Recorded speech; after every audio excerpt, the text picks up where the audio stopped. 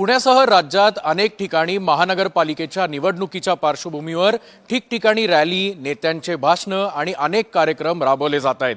पण असं असताना तरुण जे सगळे तरुणाई आहे, तरुण पिढी आहे, यांच्या मनामधले प्रश्न कोण सोडवणार आणि नेमके त्यांच्या मनामध्ये कुठले प्रश्न आहेत हे जाणून घेण्यासाठी आपण आज अण्णासाहेब मगर महाविद्यालयात आलो आहोत। सकाळ आणि साम टीव्ही यंग इन्स्पिरेटर्स नेटवर्क प्रस्तुत अपेक्षा तरुणाईच्या वी आर द वोटर्समध्ये मी तुम्हा सगळ्यांचं स्वागत करतो। मी सध्या या महाविद्यालयात आणि हा सगळा आपण जर परिसर बघितला तर हे जे विद्यार्थी आहेत ते विविध शाखेतले आहेत आणि येत्या काळात महानगरपालिकेच्या निवडणुकांसाठी ते मतदान सुद्धा देणार आहेत। पण यावेळेला नेमक्या त्यांच्या मागण्या काय आहेत, त्यांच्या भागातल्या समस्या काय आहेत, या सगळ्या आपण जाणून घेणार आहोत। तत्पूर्वी आपण यांच्याशी आता गप्पा मारायला सुरुवात करूया। फर्स्ट टाइम वोटर्स तुमच्यापैकी कोण होतं? विधानसभेला वोटिंग कोणी केलं होतं? तू केलं होतंस। आता ज्यांनी वोटिंग आतापर्यंत केलेलं नाहीये त्यांना काय सांगशील तू? म्हणजे कसं वाटतं तुला? एक्सपिरियन्स कसा होता फर्स्ट टाइम वोटिंग करता? फर्स्ट टाइम वोटिंग करताना नक्कीच एक्सपिरियन्स चांगला होता, कारण याआधी मी वोटिंग केलं नव्हतं आणि तेव्हा म्हणजे वोटिंग करताना की विचार काय आलं की वोटिंग कुणाला करायचं, तर वोटिंग नंतर मग म्हणजे समजलं की जो आपल्या प्रभागात विधानसभेच्या ह्याच्यात विकास करणारा असेल त्यालाच माझं वोट जाईल। पण विकास आता विधानसभा झाल्या, काही विकास दिसतोय का तुला? म्हणजे विकास मुलगा नाही तिथे काही विकास दिसतोय का? नाही, नक्कीच दिसतोय। म्हणजे ज्यांना वोट दिलं होतं तेच निवडून आलेले आहेत आणि विकास चालू आहे या प्रभागात। चालू आहे। तू सॅटिस्फाईड आहे? तू ज्याला मतदान दिलं ते सॅटिस्फाईड? येस, हो। अजून कोणी आहे इकडे विधानसभेला मतदान केलेलं? मॅडम तुम्ही होत्या। विधानसभा निवडणुका झालेल्या आहेत, आता महापालिकेच्या आहेत। कसा एकंदरीत तुम्ही एक्सपिरियन्स केलात जेव्हा विधानसभेच्या निवडणुकीला गेलात? काय मतदान करताना विचार आले होते डोक्यात? मतदान करताना विचार हाच होता की आपल्या प्रभागातले आपले समस्या ज्या लोकांना माहिती आहेत किंवा जे लोकप्रतिनिधी आपण निवडून देत आहोत ते आपल्या प्रभागातले आहेत आणि आपल्या प्रभागातल्या समस्या त्यांना चांगल्या तऱ्हेने माहिती आहेत। तर अशाच उमेदवाराला मी वोटिंग दिलं होतं आणि तुम्ही पण हेच कराल मी सांगेल की जे आपल्या प्रभागातले आहेत आणि जे आपल्याशी अटॅच आहेत, आपल्या समस्या ज्या लोकांना माहिती आहेत त्या लोकांना वोट केलं आपण की ते आपल्या समस्या पण सोडवण्यात आपले म्हणजे त्यांचे प्रयत्न असतात आणि ते दिसून पण येतात। काय साधारण समस्या आहेत? म्हणजे आता आपण अनेक वेळा समस्या म्हणतो, पण अगदी बेसिक समस्या तुम्ही ज्या भागात राहता त्या कुठल्या आहेत? कचरा व्यवस्थापनापासून असेल ते पाणी समस्येपर्यंत असेल। आम्ही ज्या एरियामध्ये राहते तो चंदननगर एरिया आहे। तुम्हाला माहितीच असेल की चंदननगर एरियामध्ये आधी टँकरद्वारे पाणी पुरवठा केला जात होता। तर आमच्या प्रभागातले आम्ही ज्यांना निवडून दिलं त्यांच्यामुळे आमच्या चंदननगर भागामध्ये पाण्याची समस्या जी आहे ती बऱ्या प्रमाणात सॉल्व्ह झालेली आहे। तर त्यामुळे वोटिंग करताना असे उमेदवार द्या की जो शिकलेला पण असेल, जो स्वतः तिथला रहिवासी असेल आणि तो आपल्या समस्या अधिक चांगल्या प्रकारे समजून सोडवू शकेल। आता मॅडमनी एक मुद्दा मांडला की उमेदवार किंवा जो सगळा लोकप्रतिनिधी असतो तो किमान त्याचं शिक्षण जे आहे ते अत्यंत महत्त्वाचं आहे। आता शिक्षण तुम्ही घेताय, उमेदवाराचं शिक्षण हे महत्त्वाचं आहे असं किती जणांना वाटतं? काय वाटतं, उमेदवार शिक्षित असावा का नसावा? असावा नसतो। त्याला बेसिक प्रॉब्लेम काय आहे तो कसा सॉल्व्ह करता आला पाहिजे एवढं तरी कळलं पाहिजे किमान। त्या पद्धतीने तो पुढचा ऑब्झर्वेशन, प्रत्येक उमेदवाराचं ऑब्झर्वेशन पाहिजे की प्रॉब्लेम नेमका काय, फेस काय करतात आपले उमेदवार जे आपल्याला मतं देणार आहेत ते फेस काय करतात, एवढं साधं फक्त बघता आलं पाहिजे। बाकी तर समस्या आहेत ते लोक सांगतात, पण अजून काय समस्या आहेत ज्याने अजून सोयीस्कर होईल, सुखदायक होईल अख्खी जनता, त्याच्यावरही लक्ष दिलं पाहिजे। आता अनेक ठिकाणी तुम्ही जर बघत असाल तर प्रचारासाठी तुमच्याकडे उमेदवार येत आहेत, आश्वासनं देत आहेत।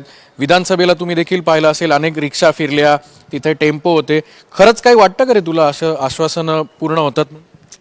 हे जे अशा प्रकारे आश्वासनं करतायत त्याच्याने नागरिकांनाच उलट त्रास होतोय जास्त करून, कारण की ते भोंगे मोठमोठ्या आवाजाने वापरतात लोकांची, त्यामुळे दुपारची झोप पूर्ण होत नाही आणि कॉलेजेस बाहेर बी त्यांचं चालू असतं आणि शिकवताना। कुठल्या भागात राहतोस तू? दुपारी मी वैदवाडी, म्हणजे तिथं त्रास होतो दुपारी झोपलेल्यांना? आणि हे वैदवाडीत नसून तर अख्ख्या पुण्यातच आता सध्या सुरू आहे, 15 तारखेपर्यंत हे असेलच असं। एक रिक्षा गेली की दुसरी? हा, एक पक्षाची रिक्षा गेली की दुसऱ्या पक्षाची रिक्षा लगेच उपस्थित असते त्या जागेवर। विद्यार्थ्यांचा असा पण प्रश्न आहे, म्हणजे रोड, कचरा, पाणी तर आहेत, पण ते रिक्षा जे फिरवताना ते पहिलं बंद करा, थेट बंद करायचं का दुसरा थोडं कमी करायचं? नाही बंदच केलं पाहिजे. त्याच्याने उलट नागरिकांना त्रास होते. नागरिक कसे तुम्हाला वोट देतील? बंद करा हे. या तरुण एकदम हात मिळवा माझ्याशी, एकदम मी पण या गोष्टीला सहमत आहे. तर अशा वेगळ्या वेगळ्या समस्या आहेत. बघा मॅडम, अजून तुम्हाला काय वाटतंय? जे आता बोर्डाच्या परीक्षा आहे 10वी-12वीचे मुलं घरात अभ्यास करत आहेत, त्यांना स्टडी लिव्ह आहे, त्यांच्यासाठी फार डिस्टर्बन्स होते. कारण प्रत्येक वेळा काही मोठ्या घरात प्रत्येकजण राहू शकत नाही, घरं लहान आहेत, त्यामुळे आवाजाचा सुद्धा आणि ट्रॅफिकचा आणि त्यांच्या प्रचारांचा ढोल ताशे वाजवतात, ह्याचा फार त्रास होतोय लोकांना. मॅडम त्यांचं म्हणणं आहे मग आम्ही प्रचार कसा करायचा? काही दुसरं ऑप्शन सुचवाल का? काहीतरी उपक्रम रागवा, एखाद्या हॉलमध्ये काहीतरी निरीक्षकांना नाही तर जे शिक्षित लोक आहेत त्यांना काहीतरी चांगले भाषणं ठेवा, काहीतरी असं काहीतरी मोटिवेट करा की त्यांनी त्यांच्यासाठी मतं द्यावीत आणि त्या भागात भरपूर काही सुधारणा करण्यासारख्या आहेत त्या कराव्यात. कुठल्या भागात राहतो मॅडम तू? आम्ही चंदननगर एरिया. काय बेसिक समस्या काय आहेत तिथल्या भागात? तिथे बरेच रस्त्यावर स्टॉल्स उभे राहतात, त्यामुळे लोकांना ट्रॅफिकला त्रास होतो. ते दुर्गंधी मच्छी मार्केट आहे तर त्याचा ह्याचा वास येतो की कोणी लोक खात नसतात, कोणी लोक खात असतात, कोणाला काही इन्फेक्शन्स असतात, त्याचा सुद्धा त्रास होत असतो. चंदननगर भागातल्या मच्छी मार्केटचा एक विषय अत्यंत चांगला विषय मांडलेला आहे यांनी. जेव्हा नगरसेवकाला आपण मतदान करतो तेव्हा तुमच्या भागातल्या अनेक समस्या तुम्ही बघत असाल ज्या उद्भवत आहेत गेल्या अनेक दिवसांपासून. असं वाटत नाही की अनेक वेळा लोक तुमच्यापर्यंत येतात पण त्या आश्वासनं जे आहेत ते फोल ठरतात. आणि एक युवा म्हणून काय वाटतं तुला साधारणपणे की कुठल्या कुठल्या समस्या आहेत की ज्या तुमच्या भागात आहेत? आणि तू कुठून आली आहेस, कुठे राहतेस? मी शहाडीमध्ये राहते. मला एक समस्या वाटते की महिला सुरक्षाबद्दल, बिकॉज आहेत नियम्स आहेत बट ते इम्प्लिमेंट होत नाहीत. जसं की ट्रान्सपोर्ट आहेत बट ते सेफ नाही आहेत. CCTV कॅमेरे आहेत बट ते बरेच काहीतरी बंद असतात. हेल्पलाईन नंबर आहे पण ते अवेलेबल नसतात most of the time. Laws आहेत पण ते इम्प्लिमेंट होत नाहीत चांगल्या प्रकारे. त्याच्यावर जास्त भर टाकला पाहिजे आणि जेव्हा महिलांची सुरक्षा वाढेल तेव्हा ते बऱ्याच गोष्टी मध्ये आपण पुढे जाऊ शकतो. विविध राजकीय पक्षाचे उमेदवार तुमच्याकडे प्रचाराला येत असतील. हा अत्यंत महत्त्वाचा मुद्दा या ताईने मांडलाय की प्रचाराला येत असताना तुमचे जे लोकल मुद्दे आहेत त्याच्यात महिला सुरक्षेचा विषय उमेदवार खरं तर पुढे आणत नाहीत असा देखील अनेक जणांकडनं आरोप होताना दिसतो. असं कोणाला वाटतं की महिलांची जी सुरक्षा आहे ती उमेदवारांच्या जाहीरनाम्यात किंवा त्यांच्या भागामध्ये असली पाहिजे? ताई, तुला वाटतं का की साधारण महिला सुरक्षेचा जो प्रश्न आहे तो अगदी नगरसेवकांपासून ते थेट केंद्रापर्यंत जायला हवा? हो, मला असं वाटतं की जो महिला सुरक्षितेचा आहे तो त्याच्यावरती काहीतरी केलं पाहिजे. महिलांसाठी जे काही डिफेन्स सेंटर असेल ते ओपन केले गेले पाहिजे, जेणेकरून महिला कॉन्फिडन्स होतील आणि त्यांना आपली सुरक्षितता कशी करायची याचे स्किल भेटेल आणि त्याच्यामध्ये त्यांनी ते स्किल कसे म्हणजे आपण स्वतःची सुरक्षा कशी केली पाहिजे महिलांनी हे त्याच्यामध्ये शिकवले गेले पाहिजे. आता गेल्या काही दिवसापासून कसं झालंय की आपण जर पाहिलं तर भरपूर राजकीय पक्ष झालेले आहेत, भरपूर आश्वासनं त्यांच्याकडनं येताना दिसतात. पण त्याचसोबत आश्वासनं जेव्हा घेऊन येत आहेत तेव्हा तुम्हाला असं वाटत नाही की नेमकं तुम्ही कन्फ्यूज होत नाहीत का की नेमकं मत कोणाला द्यायचं आणि काय ते आश्वासनं पूर्ण करतील, असं कन्फ्युजन होतं का नाही? कन्फ्युजन नाही होत. म्हणजे आपल्याला माहित असतं ना कोण आपले आश्वासनं पूर्ण करतील, त्यामुळे आपल्याला जे माहिती आहे म्हणजे जे करतील त्यालाच मत द्यावे. तुला काय वाटतं की साधारण तरुण पिढीने आता राजकारणात यावं का नको यावं? कारण गेल्या अनेक दिवसांपासून आपण म्हणतो की तरुणाईचा काळ, तर अनेक तरुणाई तर अशी आहे की ती भीतात राजकारणात. तुला वाटतं की राजकारणात यायला हवं? हो, नक्कीच आलं पाहिजे. कारण आता इथून पुढची पिढी ही तरुणांची आहे. कारण जे आयडिया आहेत हे ते बऱ्यापैकी तरुणांचे आहेत, त्याच्यामुळं तरुणांनी ह्याच्यात उतरलं पाहिजे. जेणेकरून आपलं जे असेल एरिया किंवा जी सरकार आहे ती अजून बेटरपणे काम करू शकेल युवकांसाठी. त्यांच्यासाठी जे कामगार असेल, ते कामाची योजना असेल ते बऱ्यापैकी त्याच्यामध्ये ते इम्प्लिमेंट करू शकेल. त्यासाठी येणं गरजेचं आहे. काय वाटतं रे पूर्ण एकदम ओपन गप्पा मारूया की काय असं वाटतं की कुठले समस्या आहेत, कुठल्या भागातून येतोस तू आणि तिथे काय काय प्रॉब्लेम वाटतात तुला एक विद्यार्थी म्हणून, आणि जेव्हा कॉलेजला येतोस तिथे राहतोस म्हणून, आणि कुठे राहतोस? इथं कवडेपाटला राहतो, शेववाडीच्या पुढं.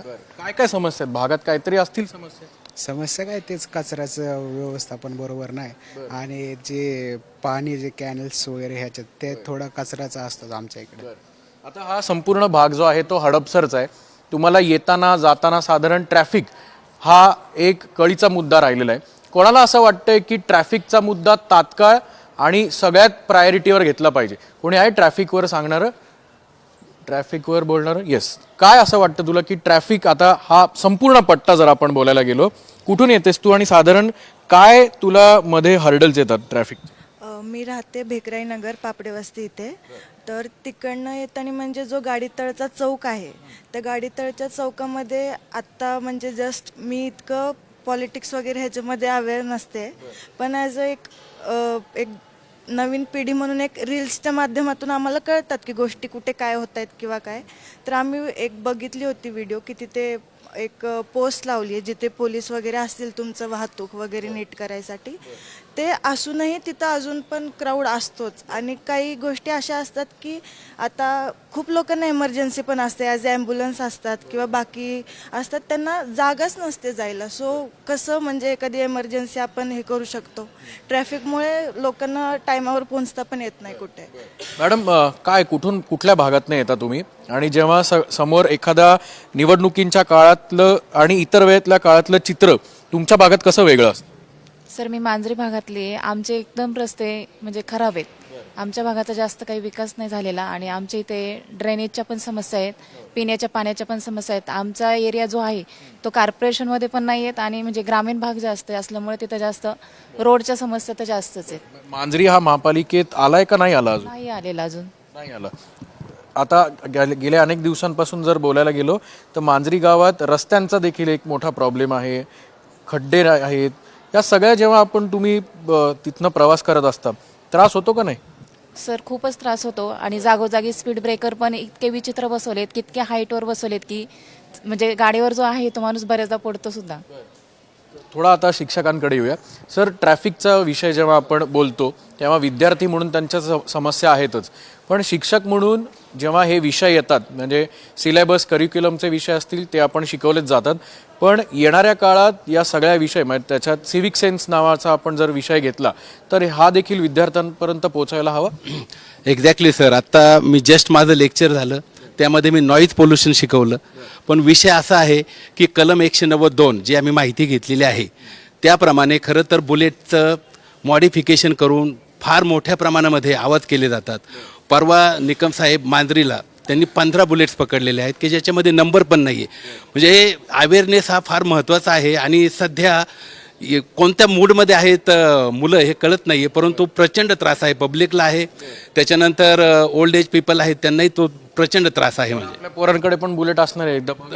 ते आता आम्ही जेवढं सर हे बघा मिटिगेशन जेवढं करायचं आहे आम्ही प्रयत्न केलेला आहे. आमच्या कॅम्पसमध्ये तरी हा प्रकार फार कमी आहे, मात्र बाहेरचे आणि इथे रोडवरती जर पाहिलं तर प्रचंड सर नॉईज पोल्युशन आहे. नॉईज पोल्युशनचा एक मुद्दा जो आहे तो पुण्यात गेल्या अनेक दिवसांपासून येतो. असे कुठले मुद्दे वाटतात तुम्हाला की पुणे शहर आणि तुमच्या भागातले आहेत आणि ते तातडीने सोडवले पाहिजेत, किंबहुना नगरसेवकाच्या हद्दीतले आहेत, अख्यारीतले आहेत? मित्र, कुठून येतोस तू, कुठल्या भागातला आहेस? तिथं जे पाणी आहे त्या पाण्याचा पुरवठा कमी आहे, कारण की तिथं मांजरी, महमदवाडी आणि केशवनगर तिथं लोकसंख्येचे प्रमाण प्रचंड प्रमाणे वाढत चाललेले आहे आणि पाण्याची संख्या कमी होत चाललेली, म्हणजे पाणी कमी प्रमाणात मिळत आहे. उदाहरणार्थ दिवसातनं जे पाणी येतं ते 15 ते 20 मिनिटं येत आहे, त्याच्यामुळे लोकांना जेवढं पाणी पाहिजे त्याचा पुरवठा कमी होतो. आता या सगळ्या तक्रारी ज्या आहेत त्या विद्यार्थ्यांकडनं आपल्याला येताना पाहायला मिळतात, पण जेव्हा तक्रारी येत आहेत तेव्हा त्याचं उत्तर देखील आपण शोधणं अपेक्षित आहे. एक तरुण म्हणून आपण जेव्हा तक्रारी करतो तेव्हा साहजिकच समोरच्याकडनं अपेक्षा करतो. तरुण पिढी म्हणून तुम्हाला असं वाटतं का की आपण सुद्धा राजकारणात उतरलं हवं, किंवा राजकारण जरी नाही केलं तरी थेट जमिनीवर येऊन फील्डवर येऊन स्वतः काम केलं पाहिजे? तुला असं वाटतं की खरंच जे नेते मंडळी आहेत किंवा जे लोकप्रतिनिधी आहेत त्यांच्याकडनं कामं होतात म्हणून? होतात, पण बऱ्यापैकीच होतात. जेवढे 100% झाले पाहिजे तेवढे तरी होत नाहीत. कारण की आपल्या इथं आपण म्हणतो पाण्याची टंचाई आहे, तर नदी साफ केली तर आपल्याला भरपूर पाणी भेटू शकतं नदीतून फिल्टरेशनमधनं. आणि ट्रॅफिकचं जर बोललं तर आपल्या एरियात ट्रॅफिकमध्ये 4 पदरी रोड बांधला आहे समोर, पण त्यातले 2 पदरी रोड तर गाड्या पार्किंगमध्ये जातात. आसपासची लोक राहणारे तिथंच गाड्या लावतात रस्त्याला, त्यामुळे ट्रॅफिक होणारच आहे. ते तक्रार पण आपणच करायची आणि आपणच नियम मोडायचे? नाही, आपण म्हणजे जर तू नाही रे, वैयक्तिक तू नाही, पण आजूबाजूचे म्हणजे बिंदास बोल. आपण काय नाव घेत नाहीत कोणाचं. लोकांनी पण थोडं समजून घ्यायला हवं का? बरोबर, लोकांनी, कारण की सगळ्यात जास्त रिस्पॉन्सिबिलिटी आपली आहे, सरकारवर जास्त अवलंबून राहून जमणार नाही. आपली सगळ्यात जास्त रिस्पॉन्सिबिलिटी प्रत्येक गोष्ट नियम पाळण्याची. तुला असं वाटतं का रे मित्र की आज असं म्हणतोय की स्वतःची सुद्धा एक रिस्पॉन्सिबिलिटी आहे, लोकप्रतिनिधींकडनं अपेक्षा आपण करू शकतो पण त्यांच्या खांद्यावर बसून तर कुठलीही गोष्ट आपण करू शकत नाही, पण मग आपण आणि लोकप्रतिनिधी यांच्यात काय फरक असला पाहिजे? यांच्यामध्ये फरक आहे ना, आपण जे सुविधा आहेत त्या सुविधा सगळ्यांना दिल्या पाहिजे. जे बिल्डिंग वगैरे बांधतात त्यांनी पण पार्किंग काढलं पाहिजे. जे रोडवर गाडी लावतात ते कॉर्पोरेशन आता चालू झालं. आता तसं म्हणत नगर परिषद चालू झाली. नगर परिषदमध्ये जास्त करून कॉर्पोरेशन येत नाही. जे महानगरपालिका आहे तिथं कॉर्पोरेशन फिरतं. ज्या गाड्या आहेत त्या उचलल्या पाहिजे वेळेवर पण. आणि जो कचरा आहे, आता कचरा जसं महानगरपालिकेचं काम आहे कचरा उचलायचं, पण जास्त करून काम ते आधार पुनावाले करतात. जास्त करून त्यांच्याच गाड्या असतात. स्वच्छता नाही, कॅनल वगैरे, कॅनलला जर तुम्ही गेला ना प्रत्येक तिथे खूप घाण असते, पाणी स्वच्छ नाही. आणि तेच पाणी ना सगळ्यांना इथं वापरायला जातं. बेकरानगर, हडपसर वगैरे सगळं तेच पाणी ना तिथं वापरायला. ते कॅनल पण त्यांनी स्वच्छ केलं पाहिजे. स्वच्छ जर केले तर 1.5 ते 2 वर्ष त्या कॅनल का बघत पण नाही, काय ना. जेव्हा इलेक्शन येईल तेव्हाच येणार कॅनल स्वच्छ वगैरे करून जाणार. पाण्याचा एक मुद्दा मांडलेला आहे. काय वाटतं तुला की एक तरुण म्हणून जेव्हा तू आता तू मतदान केलंयस, याच्या आधी केलंयस, काय अशा क्वालिटी आहेत किंवा लोकप्रतिनिधीकडे काय साधारण अपेक्षा आहेत आणि त्यांनी कुठली कुठली कामं करणं अपेक्षित? जे लोकप्रतिनिधी असतात ते फक्त मेजर प्रॉब्लेमवरती फोकस करतात. जे मायनर आणि जे ग्राउंड रियालिटी आहे रुरल अँड अर्बन एरियातले, त्यावरती जास्त फोकस केला जात नाही. आणि ज्यावेळेस इलेक्शन जवळ येतं त्यावेळेस ट्रिप ऑर्गनाईज केल्या जातात, फंक्शन ऑर्गनाईज केले जातात, जे की ॲज एक फेम किंवा हायलाईट होण्यासाठी केलं जातं. बट जी रियालिटी आहे, जे डेव्हलपमेंट रिसर्च गेलं पाहिजे. जे रुरल डेव्हलपमेंटमध्ये जे रोडचं काम आहे, नॉईज पोल्युशन असेल, वॉटर पोल्युशन असेल किंवा अनेक दुसऱ्या ज्या बॉडीज आहेत त्याच्यावरती काम करणं खूप गरजेचं आहे. एक मुद्दा म्हणाला आता की ट्रिप काढतात, म्हणजे काय अनुभव आलाय म्हणजे तुला? एखादा फ्लेक्स किंवा बोर्ड किंवा जाहिरात काहीतरी तर बघितली? हो, ज्यावेळेस इलेक्शनचा जो पिरियड असतो त्याच्या एकदम 6 month ago, 8 months ago trip organise केल्या जातात, वेगवेगळे फंक्शन ऑर्गनाईज केले जातात ज्या गोष्टींची गरज नाहीये. परत बऱ्याचदा अशा पण गोष्टी होतात की मनी डिस्ट्रीब्यूट केले जातात वोटिंगच्या आदल्या दिवशी किंवा few days ago, but it's not necessary things as a voter and other things. So that's why reasons it's not good things. घरातलं कोणी गेलं नाही ना ट्रिपला तुझ्या? हो, गेले. हा अतिशय महत्वाचा मुद्दा त्यांनी काढलाय की प्रलोभनं दाखवली जातात, ट्रिप काढल्या जातात आणि हरकत नाही, तो एक पन इंटेंडेड म्हणजे जोक अपार्ट, पण हे जी प्रलोभनं आहेत कुठेतरी थांबली पाहिजेत असं वाटत नाही. कारण ही सगळे मतदार तुम्ही आहात आणि यापुढे सुद्धा जर असंच चालू राहिलं तर प्रलोभनांचा जर डोंगर उभा राहिला मॅडम, तर कसं बघणार तुम्ही तरुण पिढी पुढे? तर तरुण पिढीला सगळं असं नेत्यांबद्दल असं मत निर्माण होईल की सगळं ॲज इट इज मिळायला लागलेलं आहे, काही कष्ट करायची जरूरत नाही आहे. आणि ठीक आहे की सिनियर सिटीजन ज्यांना घरातून काही हे नाही आहे की मुलांचा सपोर्ट नाही आहे त्यांच्यासाठी यात्रा वगैरे काढतात तर ठीक आहे. खरं आज जी तरुण पिढी आहे, आमच्यासारखा प्रौढ वर्ग आहे, त्यांना ह्या गोष्टींची काही जरूरत नाही. त्यांनी ऍक्च्युली जे शिक्षण व्यवस्थेत आणि जे काही नीड्स आहेत त्या पूर्ण केल्या पाहिजेत. कारण आता काही ठिकाणी 10वीचे मुलांचे आधीच 11वीला ऍडमिशन होत आहेत. तर असं पूर्वीच्या काळात म्हणजे आम्ही ज्यावेळी शिक्षणात नव्हतो, आता 10वीला मुलं बोर्डाच्या परीक्षा व्हायच्या आहेत त्याच्या आधीच मुलं 11वीचे ऍडमिशन झालेले आहेत.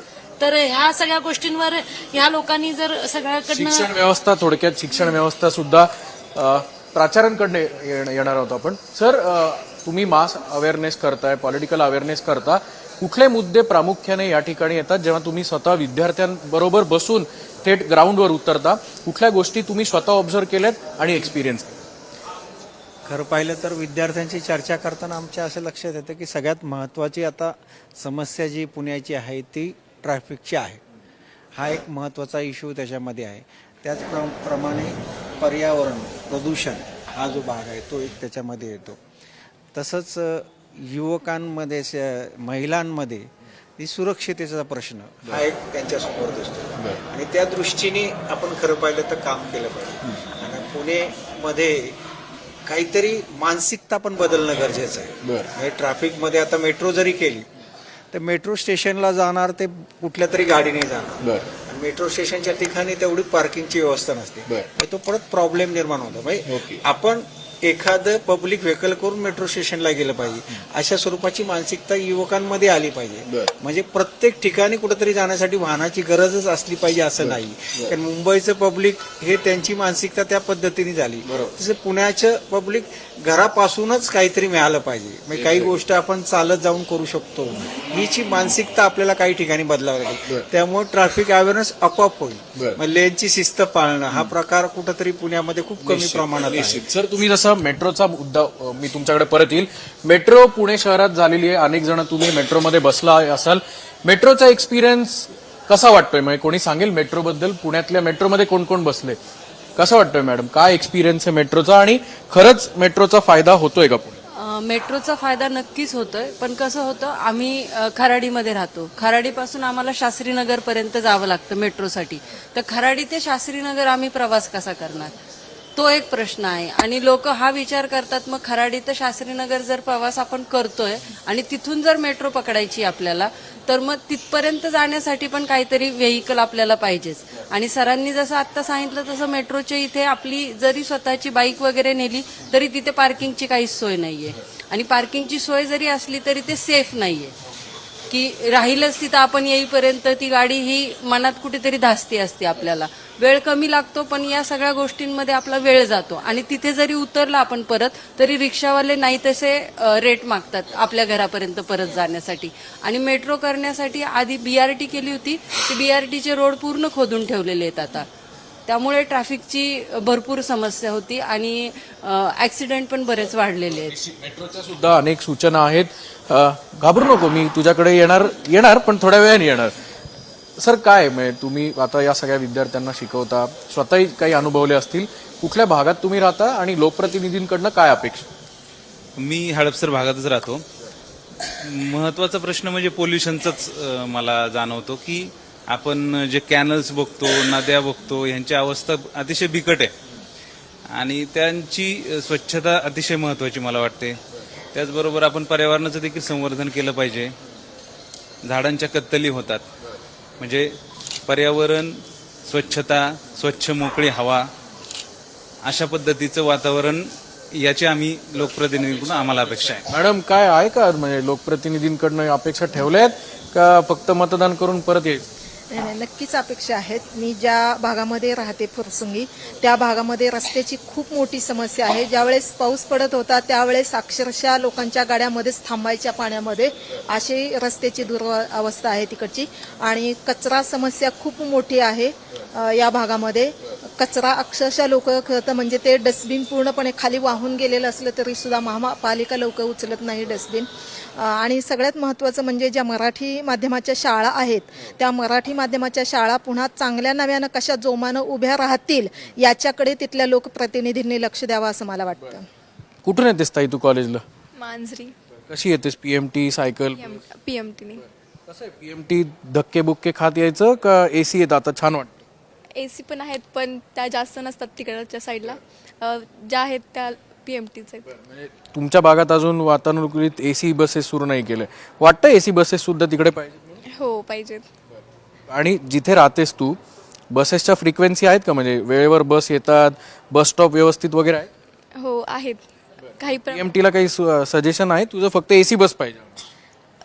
ते तर पाहिजेत, पण रस्त्यांची पण व्यवस्था तिथं बरोबर नाहीये. रस्ते पण झाले पाहिजेत आणि ठीक आहे. एवढंच. बरं, हडपसर आणि हा सगळा पुढचा पट्टा जो आहे तो शहराचा एक्सटर्नल भाग आहे, जो खरं तर विस्तारित होतोय, विस्तारित होण्याच्या प्रक्रियेत आहे. पण याला अजून किंबहुना पुढचे किती वर्ष लागतील हे माहीत नाही. पण त्याचसोबत इतर मूलभूत प्रश्नांमध्ये कचरा, रस्ता, पाणी हे तर या ठिकाणी प्रश्न जे आहेत ते ज्वलंत होताना दिसतात. जेव्हा मतदानाला तुम्ही जाता तेव्हा लोकप्रतिनिधींकडनं ज्या अपेक्षा आहेत त्या पूर्ण होण्यासाठी तुम्हालाही स्वतःला असं वाटत नाही की आपण जर लोकप्रतिनिधींकडनं अपेक्षा करत असू तर आपण सुद्धा स्वतः त्या ज्या भूमिका आहेत, त्या ज्या जबाबदाऱ्या आहेत त्याचं पालन करायला हवं? हो, करायला हवं. आपण त्या पालन करायला हवं, कारण त्यांच्या पण आपल्याकडून अपेक्षा असतात की आपण त्यांना मत केलं तर ते आपली कामं करतील. पण त्यांनी पण सरकारने दिलेल्या निधीचा योग्य वापर करावा आणि चांगली कामे करावी, जेणेकरून आपल्याला पण त्याचा फायदा होईल. करतात का तुमच्या इथं काम? करतात, पण अर्धीच करतात. अर्धीच करतात. हे असे मग का नाही पूर्ण करत? ते काय करतात, निवडणूक व्हायच्या आधी थोडंसं चालू करतात, लोकांना दाखवतात की आम्ही चांगलं करतोय आणि त्याच्यानंतर ते बंद होतं. मग तुम्ही तक्रार करायला गेलं का तिथलं कोणी स्थानिक? तुम्ही जेव्हा आता तू म्हणते की निवडणुकीच्या आधी अर्ध काम, निवडणूक होईपर्यंतचं थोडं काम आणि नंतर कामच नाही. हो, बरं, मग याची असं तुला वाटतं की याची संदर्भात तक्रार केली पाहिजे, आवाज उठवला पाहिजे? केलं पाहिजे. करणार आता इथून पुढे करणार. नक्की करणार का फक्त माईक पुढे म्हणणार? नाही करणार. अनेक विद्यार्थी जे आहेत त्यांच्या बेसिक या समस्या आहेत. कुठं राहतोस मित्र तू? मांजरी. काय तिथं काही प्रश्न आहेत का? हा, रोडचा प्रश्न आहे. रोड, पाणी, पाण्याचे स्वच्छ नाही, म्हणजे पाण्याचा प्रॉब्लेम आहे. पाणी नाही आला, कॉर्पोरेशनचा अजून. तू कुठून येतोस मित्र? मांजरीतनंच. काय तिथे रस्ता पाण्याशिवाय काही प्रॉब्लेम आहेत का नाही? सर नॉर्मल तर काही प्रॉब्लेम नाही, पण येता जाताना संध्याकाळचं वगैरे असलं ना, रोडच्या पलीकडे गाड्या वगैरे लागलेल्या असतात, त्यामुळे कधी कधी ट्रॅफिक प्रॉब्लेम होतो आणि मध्ये गोपाळपट्टी पडते. मग तिथं सुद्धा ट्रॅफिक रूल्स नीट फॉलो होत नाहीत. तिथं पण काही वेळेस ट्रॅफिक जाम असतं, फुल रोड ब्लॉक असतो. मग ते ट्रॅफिकचा खूप प्रॉब्लेम आहे, थोडंफार रात्रीचा प्रॉब्लेम. आता हा सगळा विषय झाला की ज्या समस्यांचा, इथे कोणाला वाटतं की आपण स्वतःहून राजकारणात जावं? राजकारण म्हणजे फक्त आणि फक्त एकमेकांवर आरोप नाही करायचे, पण त्याच्यासोबत असलेलं विकास काम आणि काही धोरणं. इथे कोणी आहे ज्याला असं वाटतंय की आपण राजकारणात जावं? वा, आता तू इथेच आहे मध्यभागी, म्हणजे सुरुवात तुझी आपण इथून करू. या, काय नाव आहे तुझं? आदित्य. बरं, का असं वाटतं तुला राजकारणात जावं म्हणून? एक आता जी डेव्हलपमेंट चालू आहे त्याच्यात त्यांना सस्टेनेबिलिटी नाही दिसत आहे, किंवा एक लॉंग टर्म विजन दिसत नाहीये. प्रत्येक आता ट्रॅफिकचं काम झालं तर ट्रॅफिकमध्ये रस्ते रुंद करायचं काम चालू आहे, पण ते ॲट द एंड पॉइंटला ते अजून वाढवायच लागणार आहेत. त्यांनी ते काय लॉंग टर्म आन्सर नाही आहे त्या प्रश्नाला. तर पब्लिक ट्रान्सपोर्टवर जास्त हे केलं पाहिजे. आणि जी रोडवर असताना मेन प्रायोरिटी ही पेडेस्ट्रियनला दिली पाहिजे, जे चालणारे व्यक्ती त्यांना. आमच्या आता मी वैदवाडी इथून येतो, तिथं सिग्नल असा आहे की जाणाऱ्यांना जो क्रॉस करतो ना रोड, त्याला जाग हे नसतो, टाइम नसतो इथं. खूप कमी टाइम दिला जातो, पण तो टाइम वाढवला पाहिजे. आणि एक बस स्टॉप, आता मी मेट्रोचं तुमचं चाललं होतं, त्या मेट्रोमध्ये असं झालंय की आता पब्लिक ट्रान्सपोर्ट असं पाहिजे की पटकन आपलं कनेक्टिव्हिटी असली पाहिजे त्यासोबत. पण मेट्रोचं आता असं झालंय, मी आता स्वारगेटपासून आपला मंडईपर्यंत छोटासाच प्रवास होता, त्यात प्रवास केला तेव्हा असं झालंय की आम्हाला खालीच उतरायला इतका वेळ लागला की आता ते वर कधी यायचं परत. आता खाली पहिलं इतकं जायचंय, परत वर यायचं. आता तू मेट्रो सांगितली, पाणी सांगितलं, रस्ता सांगितलं. आता सांग, आवडतं नेता कोण? आवडतं नेता असं कोणी नाही जो आता, कोणीच नाही अख्ख्या भारतात, एकही नेता आवडत नाही तुला? आवडत नाही असं नाहीये. एखाद्याचे व्ह्यूज आवडतात, तो तेवढ्या पुरताच. तो आवडता करून घ्यायला तो काय कायमचा तसा राहणार नाहीये. तुझं राजकारणी बोलणं इथनं सुरू झालं. सर, तुमचा एक नगरसेवक या ठिकाणी तयार होतोय, म्हणजे त्याला तुम्ही विथ परमिशन पुढे पॉलिटिक्समध्ये जाण्याची परवानगी द्या. का वाटतं जावं? म्हणजे तुला असं वाटतंय की खरंच तू म्हणतोस की व्ह्यूज आणि आयडियोलॉजी ह्या खूप महत्वाच्या आहेत, तरुण पिढीने राजकारणात यावं असं वाटत नाही तुला? यावंसं वाटतं, पण काय होतं की एक तर सपोर्ट नसतो, एक तर त्याला तसं व्हायच लागतं की कनेक्टिव्हिटी लागते त्याला. ती कनेक्टिव्हिटी एकतर काहीतरी पैशानी जास्त करून येते आजकाल. असं झालंय की पैसा असला तर त्या पॉवरमध्ये येऊ शकतो तो. असं वेगळं काही म्हणजे स्वतःहून जो माणूस करतोय त्याला सपोर्ट इतका भेटत नाही जितका आता पैशाला जास्त सपोर्ट देतोय. आता खूप छान, आता याला राजकारणाची इंटरेस्ट आहे. अजून कोणी आहे ज्याला राजकारणात म्हणजे थेट राजकारणाचा अर्थ तुम्ही शब्दशः घेऊ नका, पण जे समाजकारण आपण करतो, जे लोकांपर्यंत पोचतो, त्याला देखील एक समाजाची एक वेगळी किनार आहे. का वाटतं तुला की या सगळ्या याच्यात पडावं? एकतर आता अनेक जण म्हणाले की एवढे पक्ष आहेत, एवढ्या सगळ्या गोष्टी आहेत, तुला असं वाटतं की एवढ्या याच्यात पण तरुणांनी त्याच्यात भाग घ्यावा? हो, नक्कीच. मी स्वतः ग्रामपंचायतला उभा राहिलेला सदस्य आहे. काय होतं, माझं तर एकच म्हणणं राहील तरुण मुलांना की जास्त करून तुम्ही राजकारणाकडे वळलं पाहिजे. ज्यावेळेस राजकीय क्षेत्रामध्ये जेवढा तरुण वर्ग सक्रिय सहभाग घेईल तेवढा आपल्या देशाच्या दृष्टीने किंवा गावाच्या दृष्टीने किंवा तुमच्या सामाजिक दृष्टीने महत्त्वपूर्ण राहील. कारण काय होतं, आत्ताच्या स्थितीमध्ये तरुण, आपण जे म्हणतो झेनझी, तरुण वर्ग जास्त आहे आणि तरुण वर्गाने राजकीय प्रक्रियेमध्ये सहभाग घेतला पाहिजे, सक्रिय झालं पाहिजे. मुलांना म्हणजे एज्युकेटेड मुलं खूप महत्त्वाची आहेत. आता ग्रामीण भागामध्ये काय होतं, जे ग्रामीण लेवलवरती जे सदस्य आपण निवडून देतो किंवा सरपंच निवडून देतो, त्यांना साधं सही करता येत नाही. हा, आणि ते गावचं कारभार चालवतात. म्हणजे सरपंच होतो एक आणि गावचा कारभार बघतो एक, अशी परिस्थिती आहे सध्या स्थिती.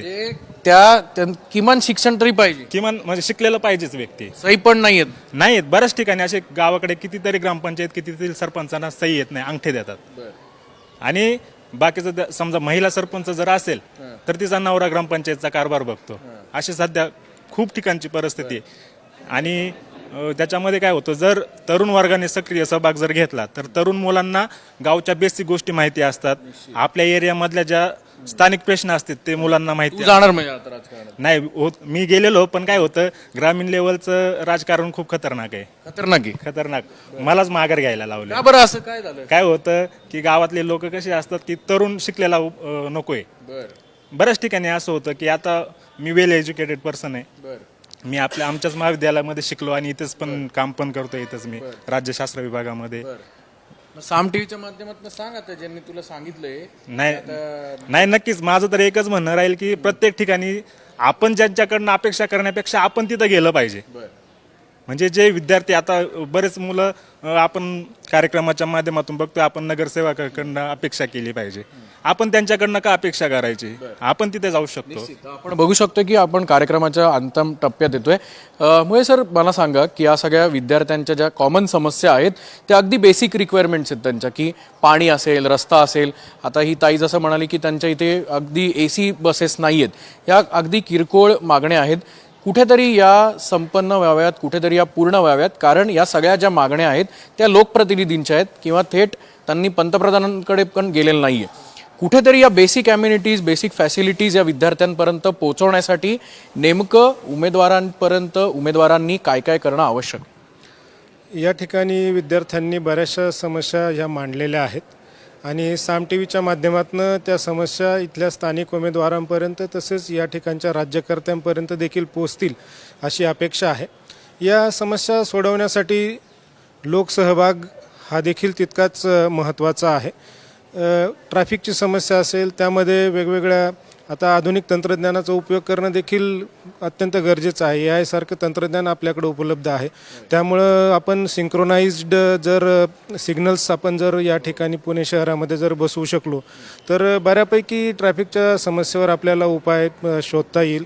त्याचबरोबर काही चांगले उपक्रम देखील आपण राबवले पाहिजेत. जसे की आता तो एक नदी सुधार प्रकल्प आहे, परंतु त्याचं कॅनलायझेशन न होता त्याचा जिवंतपणा देखील त्या ठिकाणी टिकवता येईल का काय, हे देखील राज्यकर्त्यांनी तपासून पाहायला पाहिजे, की जेणेकरून पर्यावरणाचं जे संवर्धन आहे ते देखील या ठिकाणी होऊ शकेल. पिण्याच्या पाण्याची जी समस्या आहे त्यामध्ये नव्यानं जी समाविष्ट झालेली गावं आहेत त्यामध्ये ती समस्या जास्त भेडसावते आहे.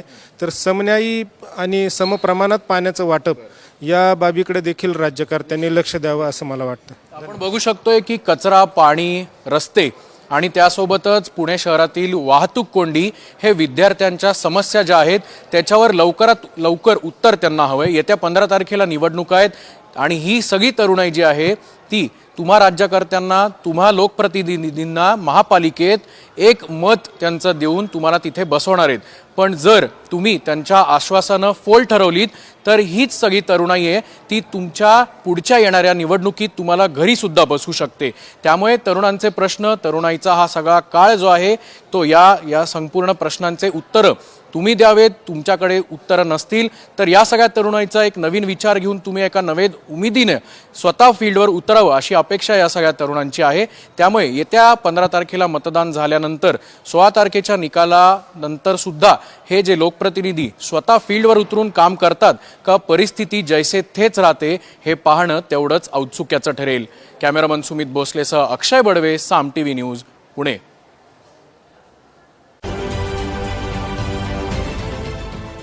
देश विदेशातील प्रत्येक घडामोडींचे लाईव्ह अपडेट मिळवण्यासाठी आता साम टीव्हीच्या सर्व सोशल मीडिया प्लॅटफॉर्मला लाईक, फॉलो आणि सबस्क्राईब करा. तसंच सर्व नोटिफिकेशनसाठी बेल आयकॉन प्रेस करायला विसरू नका.